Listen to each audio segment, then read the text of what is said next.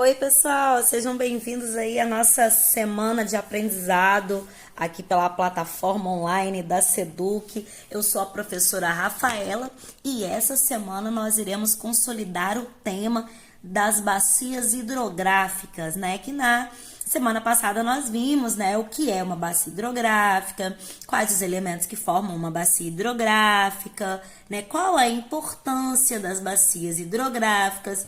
E essa semana, né, a nossa 32ª semana de aprendizado, nós iremos conhecer as bacias hidrográficas que fazem parte aqui do território brasileiro e localizá-las no mapa.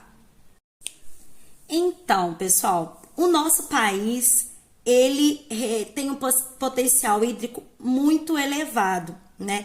A gente tem aí no território brasileiro a bacia amazônica, que é considerada a maior bacia hidrográfica do mundo, né? Ao todo, o Brasil possui 12 bacias hidrográficas, como a gente está vendo aí nesse mapa aí que tá no nosso fundo de aula. Então a gente tem aí a bacia amazônica, a bacia Tocantins-Araguaia, Atlântico Nordeste Ocidental, Atlântico Nordeste Oriental, a gente tem Atlântico Leste, a gente tem Atlântico Sudeste, a bacia do Rio São Francisco, a Parnaíba, Tocantins-Araguaia, Paraná, Paraguai, Uruguai, Atlântico Sul, né?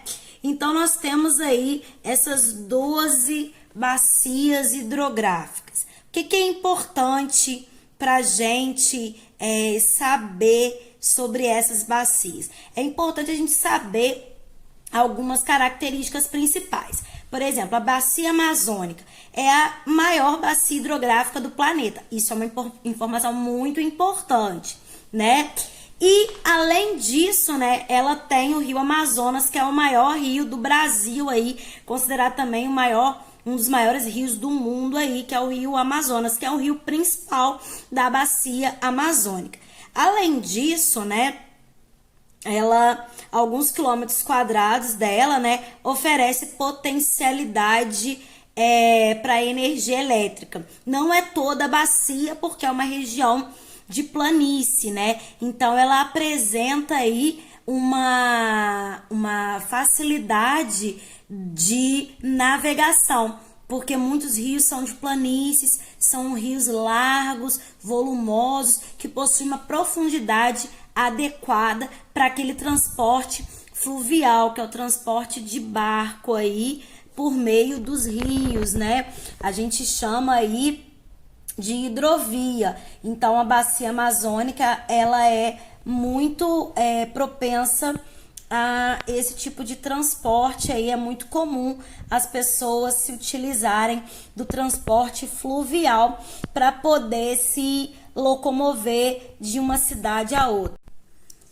Já a bacia do Rio São Francisco é uma bacia muito importante porque ela vai alimentar ali a região Nordeste também, né? E a região Sudeste. Então, é uma bacia meio de ligação entre essas regiões, com grande potencial hidrelétrico, né? Os afluentes dessa bacia, né? Eles sofrem muito com a poluição por causa da mineração e do garimpo que ainda acontecem muito aí na região Nordeste. A gente tem a bacia do Tocantins-Araguaia, né? O rio Tocantins aí, um rio importante, o rio principal aí dessa bacia, né? Ela vai percorrer os estados de Goiás, Maranhão, Mato Grosso, Paraná e Tocantins e o Distrito Federal. O Distrito Federal não é um estado, é uma unidade federativa, tá? Que fica no estado de Goiás. Mas ele passa aí, a bacia vai passar aí pelo Distrito Federal. A gente tem também a bacia do Parnaíba, né? E ela vai percorrer os estados do Piauí, Maranhão e Ceará, né? Com rios perenes. O que são rios perenes? São rios que não secam. Eles têm a sua vazão ao longo do ano. Por que rios perenes? Porque a região Nordeste é uma região que possui um clima semiárido. Então, muitos cursos d'água, muitos rios, eles são intermitentes, eles secam na estação da seca, onde chove menos. Então, eles param, eles somem, desaparecem, fica só aquele leito ali vazio. E quando a época de chuva retorna, esses rios voltam a se encher de água novamente e fazer aí o seu percurso. A gente tem a bacia do Atlântico Nordeste Ocidental, também na região Nordeste, né? Ela vai estar localizada ali no Maranhão e no Pará. Os rios são perenes também, os rios principais, né? E eles não secam. Já a bacia, né, do Nordeste Oriental, né, ela vai ter a situação de ter impactos ambientais provocados pela ação humana, porque a gente vai ter ali a vegetação da caatinga, né, própria da região Nordeste, e essa vegetação ela sofre com essa questão do desmatamento, queimadas e outras situações aí que acontecem da retirada da cobertura vegetal. E isso vai impactar aí na questão do ciclo hidrológico, do clima, né? Fazendo.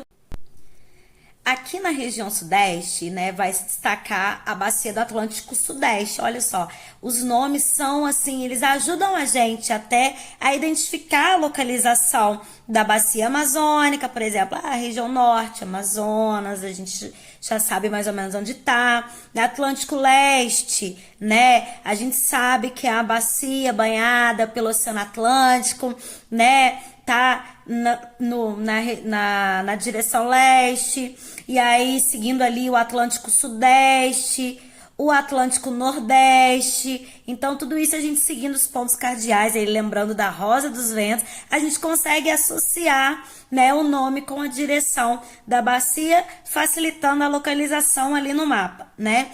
A gente tem ali no Atlântico Sudeste, retomando, né, a bacia que vai banhar aí o Espírito Santo, Minas Gerais, Rio de Janeiro, São Paulo e o Paraná, né? Essa bacia hidrográfica, ela é importante por abastecer, né, a nossa região, e também, né, pela economia, né, que necessita dessa bacia, né? É uma região muito populosa, né, e também onde, né, principalmente em São Paulo, estão aí localizadas várias indústrias, né? Atlântico Sul, né? A gente vai ter aí, ela vai estar próxima da divisa dos estados de São Paulo e Paraná, né? E os rios dessa bacia, eles vão desaguar no Oceano Atlântico. A bacia do Paraná, né? Ela vai abranger os estados do Distrito Federal, Goiás, Mato Grosso do Sul, Minas Gerais, Paraná, Santa Catarina e São Paulo. Ou seja, ela chama Bacia do Paraná, mas ela abrange vários estados, né? Ela atinge também a Argentina, Paraguai e Uruguai, né? São os três rios importantes, são, né, a bacia do Paraná, ela faz ligação com esses três países aí, que é quando a gente fala de tríplice fronteira, né? Aonde o pessoal aí gosta muito de fazer turismo. É uma bacia que vai ter aí o potencial elevado para usinas hidrelétricas, né? E também possui grande desenvolvimento econômico. A bacia do Paraguai, ela vai abranger o Pantanal, né? Ela vai pegar ali um pedacinho do Mato Grosso do Sul. A bacia do Uruguai, né? Ela vai compreender os estados do Rio Grande do Sul e Santa Catarina, né? Além dos países de Argentina e Uruguai. Então, né, essa foi uma pincelada sobre as bacias hidrográficas brasileiras, né? É importante a gente conhecer o nome das bacias, saber identificar a localização de cada uma delas, né? Suas características principais, né?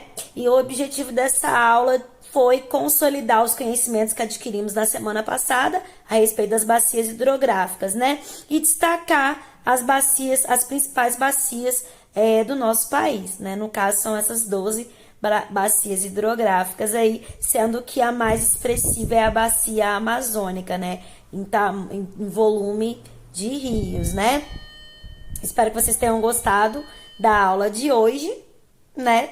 Semana que vem a gente volta com um tema novo.